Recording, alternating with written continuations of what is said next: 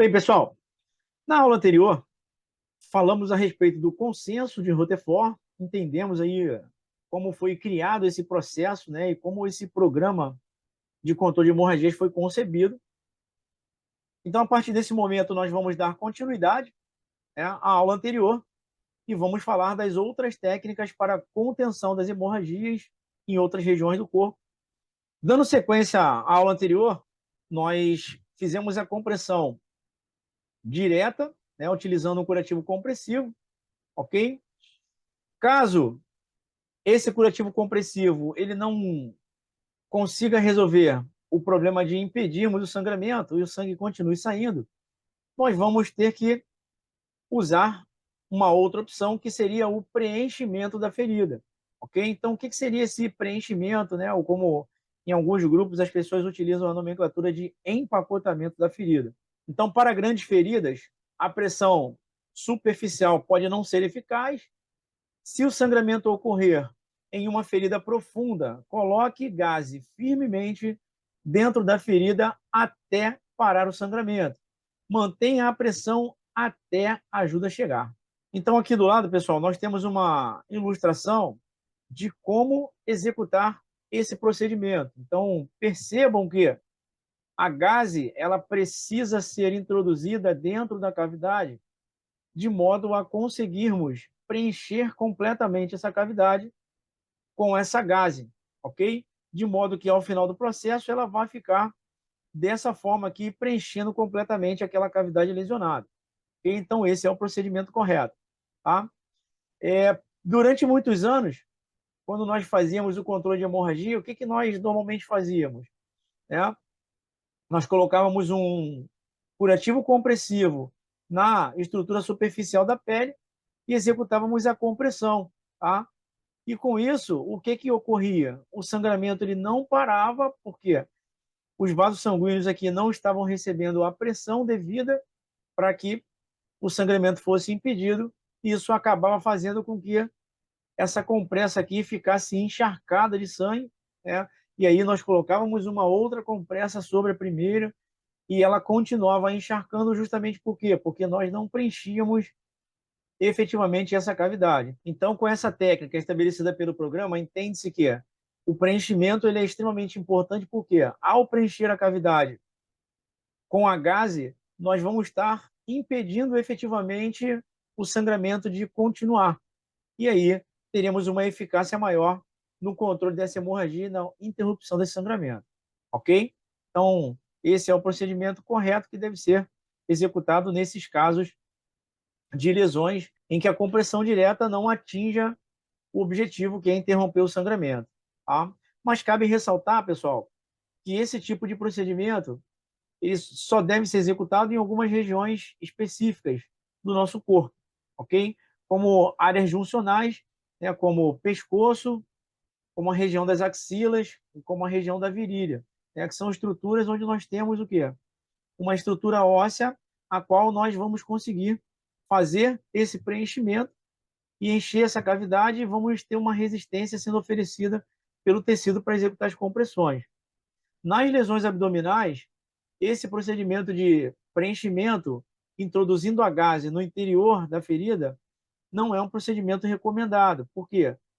Porque se executarmos esse procedimento, nós vamos encher a cavidade abdominal do indivíduo de gaze, e a probabilidade de conseguirmos interromper esse sangramento é muito pequena, ou praticamente impossível. Então, nestes casos em que não sejam regiões juncionais, como axila, pescoço e virilha, qual é o procedimento? Fazemos uma compressa de gaze e fazemos a oclusão e impedimos que esse sangue continue saindo, ok? E encaminhar a vítima imediatamente para o hospital. Então, se não for nessas regiões juncionais, talvez a efetividade desse procedimento para controle de hemorragia não seja tão boa. Bom, aqui nós temos alguns dispositivos comerciais específicos para a prática dessa técnica de controle de hemorragia com o preenchimento, né? Então, são materiais, né, como o Celox, por exemplo, é um dos produtos aqui que nós temos aqui nessa demonstração, que são compostos de agente hemostático, né? Então, o que esse agente hemostático faz? ele aumenta o processo de coagulação do sangue, né? Fazendo com que o sangramento ele seja interrompido num tempo mais rápido. Então, normalmente nós temos algumas ataduras, ou compressas de gás com esses agentes hemostáticos que vão trabalhar quando em contato com o sangue, vão liberar essa substância hemostática, proporcionando a coagulação do sangue mais rapidamente. No exercício prático, nós vamos falar mais algumas coisas específicas relacionadas a como utilizar esses equipamentos e algumas peculiaridades de como executar esse procedimento utilizando esses materiais. Né? Então, a realidade do Brasil hoje é que nós não temos em nenhum dos serviços de emergência, né, esse tipo de produto, essa gase com agente hemostático que vai aumentar o tempo de coagulação do sangue, né, fazendo com que a gente consiga conter esse sangramento mais rapidamente. Então, nós dispomos hoje, em todos os serviços de emergência no Brasil, apenas de ataduras, né, e gases sem esse dispositivo, sem esse agente hemostático, e ainda assim será o equipamento que nós utilizaremos para fazer o controle dessa hemorragia e certamente conseguiremos fazer esse controle dessa hemorragia, ok? Com um tempo maior de efetividade, mas ainda assim vamos conseguir resolver essas questões e impedir o sangramento, tá? Então aqui nós vamos a uma demonstração de como fazer esse preenchimento aí com essa gase aí com agente hemostático.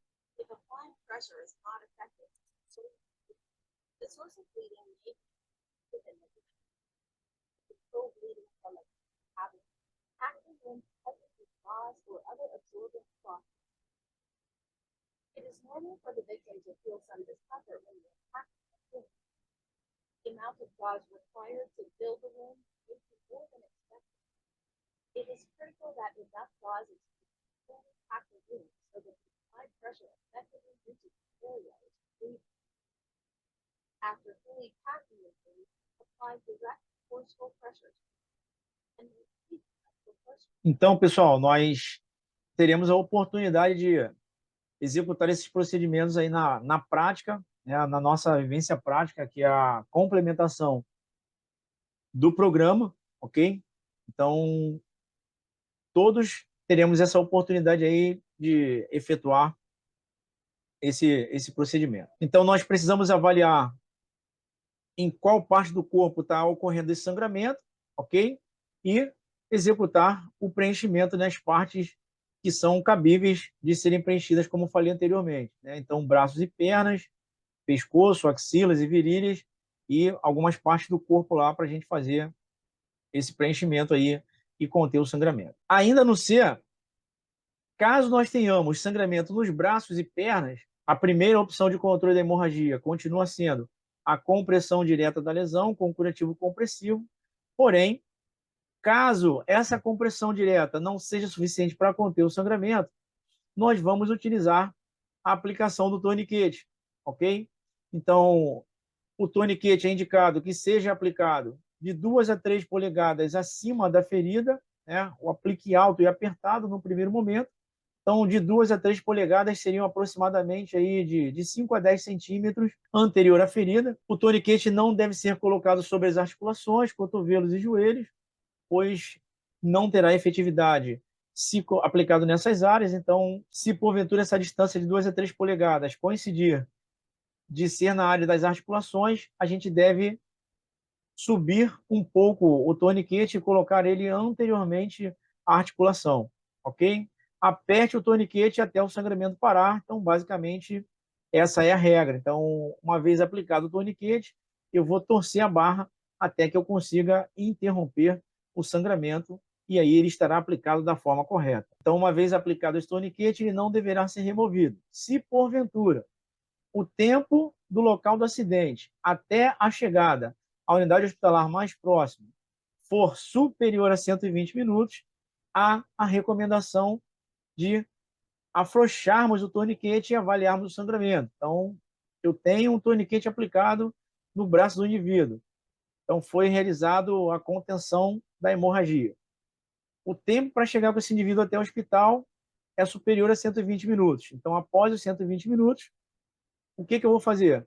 Eu vou afrouxar o torniquete e vou avaliar se o sangramento vai voltar a ocorrer. Caso eu afrouxe o torniquete e volte a sangrar, imediatamente eu faço a torção na barra e aperto o torniquete novamente até o sangramento parar, e daí esse torniquete só será removido no ambiente hospitalar, ok? Caso eu afrouxe a barra de torção e perceba que o sangramento não voltou a acontecer, mantenho esse torniquete afrouxado, porém, na posição que ele se encontra, vou proporcionar um curativo compressivo sobre o ferimento, executando a passagem de uma bandagem apertada no local dessa lesão para garantir a compressão, e vou seguir com esse indivíduo para o hospital.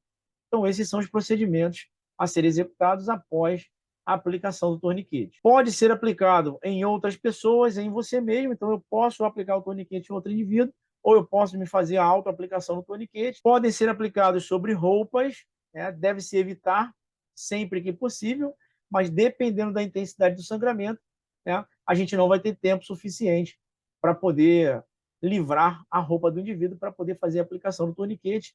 Lembrem-se, o importante é que eu faça com que esse sangramento seja interrompido. Se eu tiver que aplicar o torniquete por cima da roupa para conseguir uma maior objetividade na interrupção do sangramento, vou fazê-lo sem nenhum tipo de problema, ok? Torniquetes doem, né? E doem bastante, ok? Então, quando a gente aperta, quando a gente torce a barra ali, né? O tecido ele vai sendo pressionado e isso vai ocasionar dor nesse indivíduo, tá? Então, infelizmente, não é um procedimento isento de dor, né? Pelo contrário, é um procedimento que provoca bastante dor, mas nada que não seja suportável, né, para se conter o sangramento. Pode ser necessário a aplicação de um segundo torniquete para parar o sangramento, então, em alguns casos, há necessidade da aplicação de um segundo torniquete, e esse deverá ser aplicado acima do primeiro torniquete. Aqui nós vamos visualizar, né, um outro vídeo aqui da aplicação do torniquete, uma imagem das Forças Armadas Americanas, né, na aplicação do torniquete ali no evento ali de amputação. Vamos visualizar aqui um vídeo aqui de como fazer a aplicação do torniquete.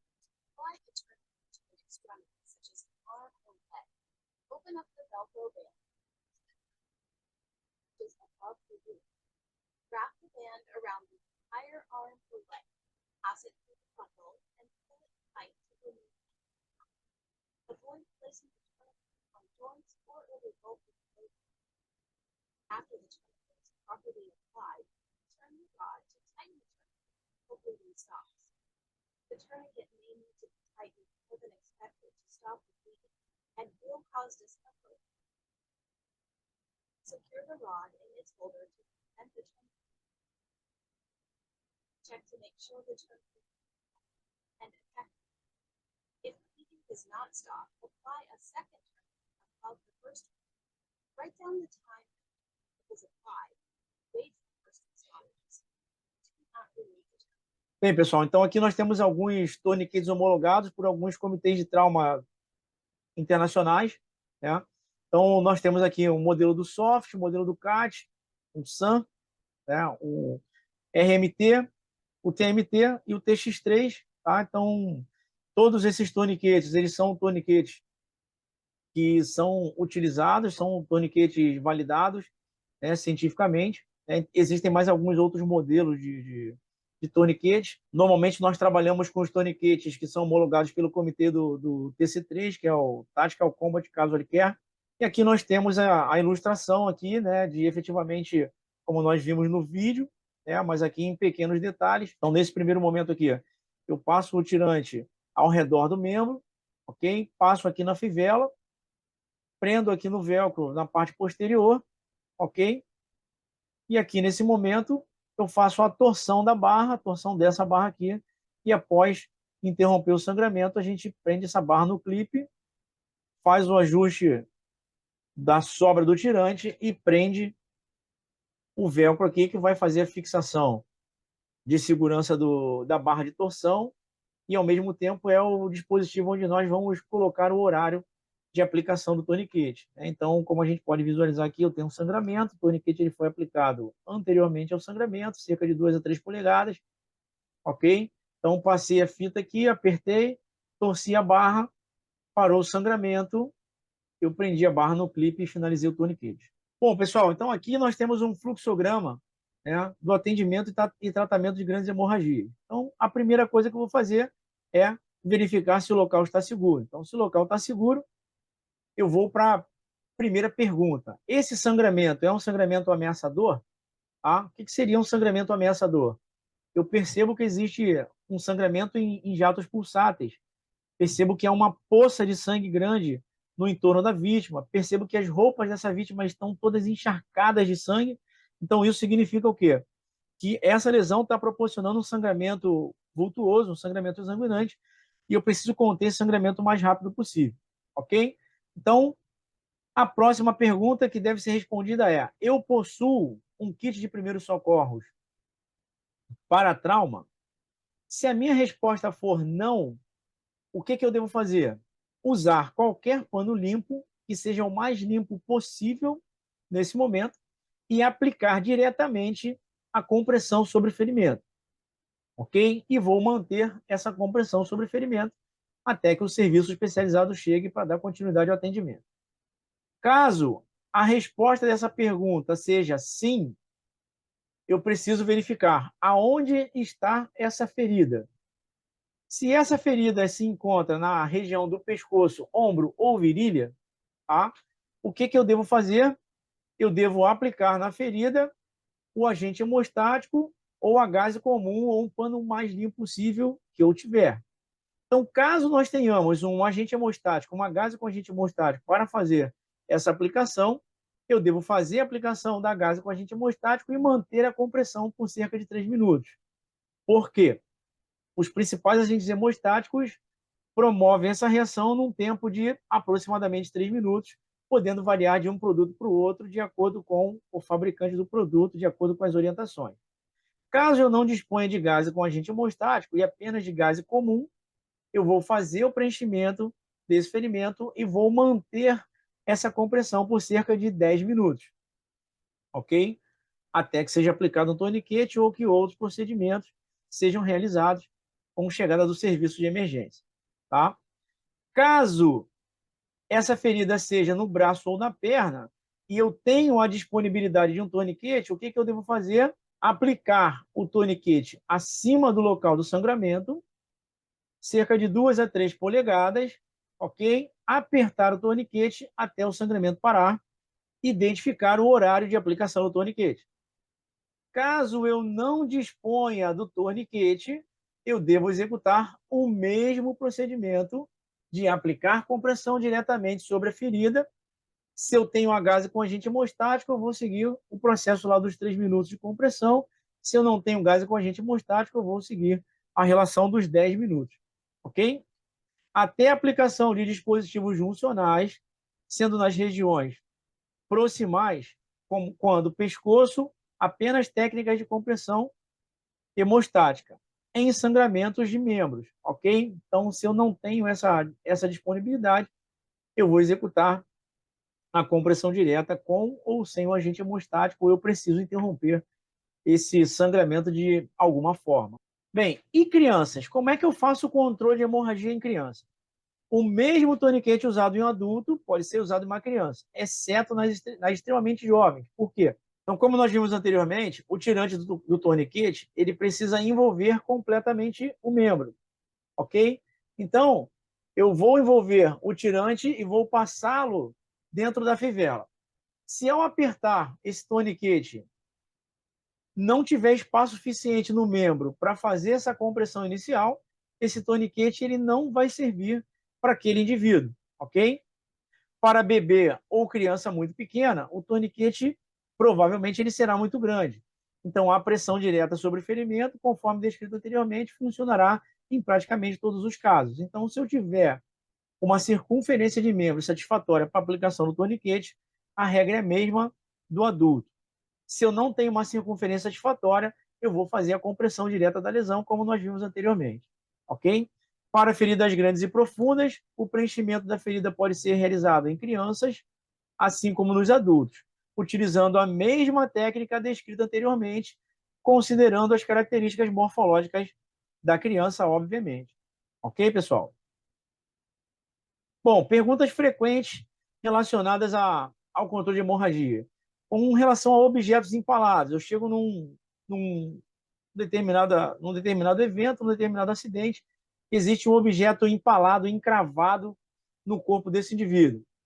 Esse objeto ele não deve ser removido, ele deve ser estabilizado de alguma forma com gás, atadura e fitas adesivas, e esse indivíduo ele deve ser levado para o hospital com esse objeto empalado para que seja abordado pelo cirurgião no ambiente hospitalar, ok? Torniquetes improvisados, tá? Não é recomendado a improvisação de torniquetes. Existem alguns estudos que demonstram que torniquetes improvisados, além de não proporcionarem um bom controle da hemorragia, podem ocasionar algumas outras lesões com risco de amputação de membros. Então, dentro desse programa, recomenda-se que, se você não tem o dispositivo específico, se você não tem o torniquete que deve ser aplicado da forma correta, não deve-se partir para a improvisação de torniquete. E aí, nestes casos, a gente vai utilizar a técnica de compressão com curativo compressivo, compressão direta da lesão para conter o sangramento. Perda de braço ou da perna. Então, segue a mesma relação do item anterior. A torniquetes improvisados proporcionam um alto risco de uma complicação, culminando em perda de alguma parte do membro, algum segmento do membro. Tá? A aplicação do torniquete é dolorosa? Sim, é dolorosa. Tá? Então, tanto a técnica do preenchimento quanto a técnica da aplicação do torniquete podem proporcionar dor, né, com relação à aplicação, com relação às técnicas de compressão. Tá? Outras perguntas que posteriormente algum de vocês tiverem, a gente vai ter a oportunidade de conversar, né, e discutir na nossa oficina prática.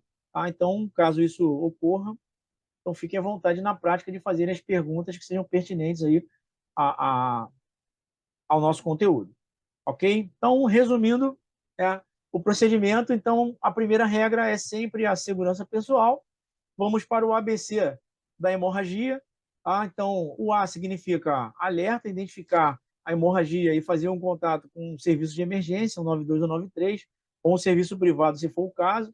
Tá? O B, a gente precisa encontrar o sangramento, precisa identificar efetivamente aonde está o sangramento. E o C, a gente precisa efetuar o procedimento de compressão para conter o sangramento, seja ela a compressão direta, seja o preenchimento, tá? Ou seja, comprimir com a utilização do recurso do torniquete, no caso dos membros, ok? E aguardar a ajuda chegar ou encaminhar esse indivíduo até a unidade hospitalar mais próxima para que seja realizado procedimentos definitivos e medidas salvadoras para esse indivíduo.